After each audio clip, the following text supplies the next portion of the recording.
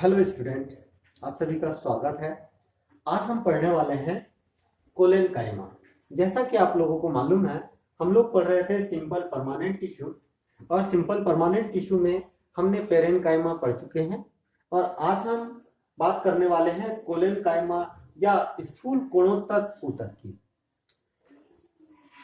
Collenchyma, सबसे पहले हम जान लेते हैं कि कोलेनकाइमा क्या है, इसकी ओरिजिन कैसे होती है और इसकी विशेषताएं क्या हैं, साथ ही ये कहाँ पाई जाती है और इसके क्या कार्य होते हैं। इन सारी चीजों पर आज हम चर्चा करेंगे। तो सबसे पहले हम समझते हैं कोलेनकाइमा को। देखिए, कोलेनकाइमा जो है वो ग्रीक भाषा के दो शब्दों से मिलकर बना है। It is the originate from Greek word kolla, that means gum और ग्लू। कोला शब्द जो कि गम या ग्लू को रिप्रेजेंट करता है, और इनकाइमा का मतलब होता है ऊतक या टिश्यू। तो कहने का मतलब यह है कि कोलेनकाइमा ऐसे टिश्यू है, ऐसे परमानेंट टिश्यू है जो चिपचिपे नेचर के होते हैं, और चिपचिपे नेचर के होने के कारण ये जहां पाए जाते हैं वहां की कोशिकाओं को ये बांधे रहते हैं, एक कॉम्पैक्ट रूप से एक दूसरे से, सघन रूप से एक दूसरे से वो बांधे रखते हैं। ठीक है। कोलेनकाइमा शब्द का सबसे पहले प्रयोग स्लीडेन के द्वारा किया गया है। कोलेनकाइमा शब्द का सबसे पहले प्रयोग किसके द्वारा किया गया है? स्लीडेन के द्वारा किया गया है। इसकी जो ओरिजिन है वो ग्राउंड मेरिस्टेम के द्वारा होती है, भरण विभजोतक ऊतक के द्वारा होती है। चलिए अब समझते हैं कि कोलेनकाइमा वास्तव में है क्या, इसकी परिभाषा क्या हो सकती है। देखिए, कोलेनकाइमा ऐसा सरल स्थायी ऊतक है जिसकी कोशिका भित्ति असामान्य रूप से मोटी होती है, अर्थात कहीं पर मोटी तथा कहीं पर पतली होती है, स्थूल कोणोत्तक कहलाती है। ऐसा सरल स्थायी ऊतक जिसकी कोशिका भित्ति असामान्य रूप से मोटी होती है, अर्थात कहीं पर मोटी तथा कहीं पर पतली होती है, स्थूल कोणोत्तक कहलाती है। अब इस डायग्राम को अगर आप देखें तो इस डायग्राम में आप क्या देख रहे हैं कि ये नॉर्मली एक टिश्यू है। कौन सी टिश्यू है? कोलेनकाइमा टिश्यू है, जिसकी जो सेल वॉल है, ये जो सेल वॉल है आप देख रहे हैं, ये कोनों पर कैसा है? थिकनेस शो कर रही है, और इसी थिकनेस की वजह से जो है, थिकनेस कहां पर है? कोनों पर है, कोण पर है। इस कारण से इसको कहा गया है स्थूल कोणोत्तक ऊतक। ठीक है। चलिए अब हम इसकी विशेषताओं पर चर्चा करें। देखिए, जब हम इसकी विशेषताओं की बात करते हैं तो कोलेनकाइमा टिश्यू की जो सेल्स हैं वो लिविंग नेचर की होती है, जीवित होती है, तथा पेरेनकाइमा की तुलना में अधिक लंबाई वाली होती है। तो पहली जो विशेषता है वो आप लोगों को मालूम हो गई कि इसकी सेल्स कैसी होती है? लिविंग होती है, और साथ ही ये जो है पेरेनकाइमा की तुलना में अधिक लंबाई की होती है, अर्थात हम ये कह सकते हैं कि ये लिविंग मैकेनिकल टिश्यू है। ठीक है, फर्स्ट बात। दूसरी बात, चूंकि इसकी जो सेल्स है वो कॉम्पैक्ट रूप से जुड़ी होती है, सघन रूप से आपस में जुड़ी होती है, इस कारण से इनमें इंटरसेलुलर स्पेस, अंतर कोशिकीय अवकाश नहीं पाया जाता है।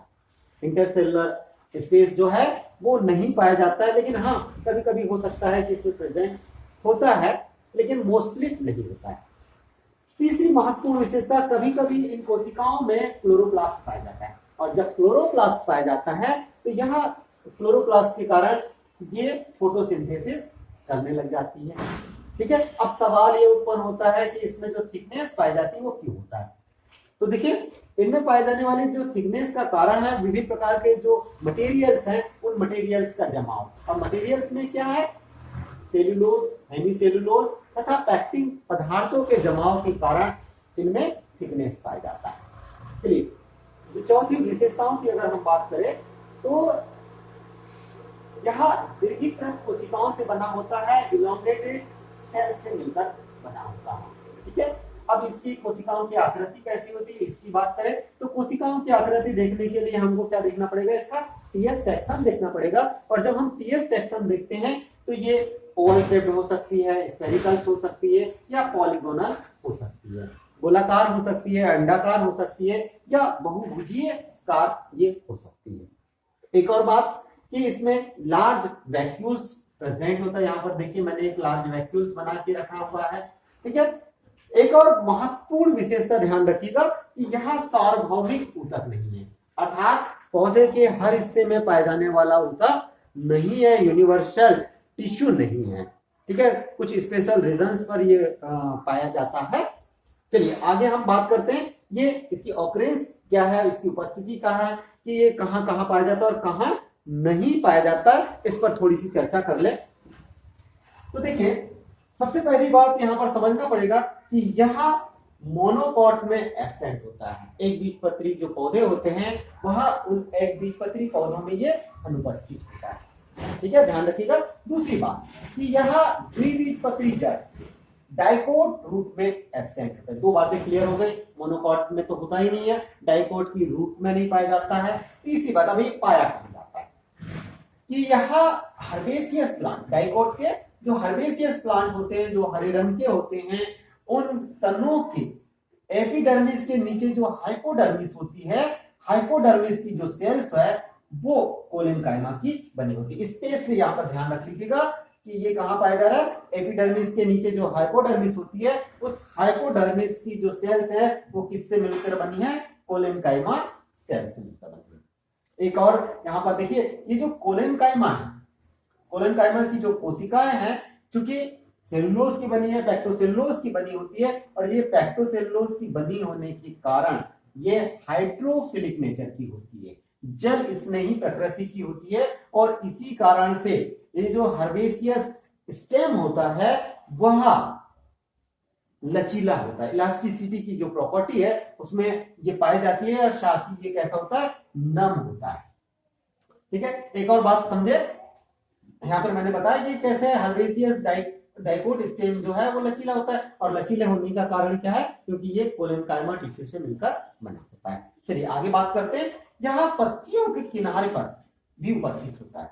ठीक है, पत्तियों के किनारे पर भी कोलेनकाइमा टिश्यू पाया जाता है, जो इन्हें तेज हवाओं से फटने से बचाता है। भाई जब तेज हवाएं आती हैं, तूफान आ जाता है, तब ऐसी अवस्था में मोस्टली क्या होता है, पत्तियों के जो किनारे हैं वो फटने की संभावना होती है, तो उनसे बचाने का कार्य किसके द्वारा किया जाता है, कोलेनकाइमा टिश्यू के द्वारा किया जाता है। एक और बात देखिए, ये ऊटी डाइकोट स्टेम में एब्सेंट होते हैं। जो मैच्योर डाइकोट स्टेम होते हैं जनरली ये उनमें कैसे होते हैं, एब्सेंट होते हैं।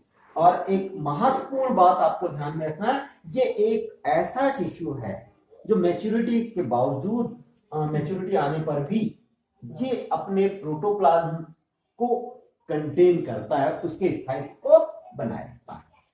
चलिए हमने इसकी विशेषताएं की बात करें कि कहां पर पाया जाता है, इसकी क्या विशेषताएं होती है, इन पर बात करें।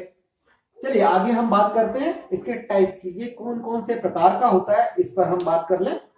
देखिए ये मुख्य रूप से 3 प्रकार का होता है, एंगुलर कोलेनकाइमा, लेमेलर कोलेनकाइमा और लेक्यूनर या ट्यूबुलर कोलेनकाइमा।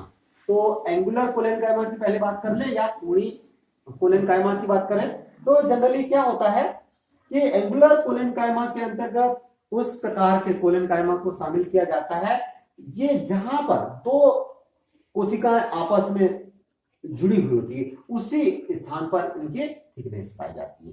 ठीक है, दूसरा देखिए लेमिनर कोलेनकाइमा, ये ऐसे कोलेनकाइमा है जिनमें थिकनेस जो है, विभिन्न प्रकार के जो पदार्थों का जो जमाव है वो कोशिकाओं के क्षैतिज कोशिकीय भित्ति पर अर्थात टेंजेंटाइल वॉल पर होता है।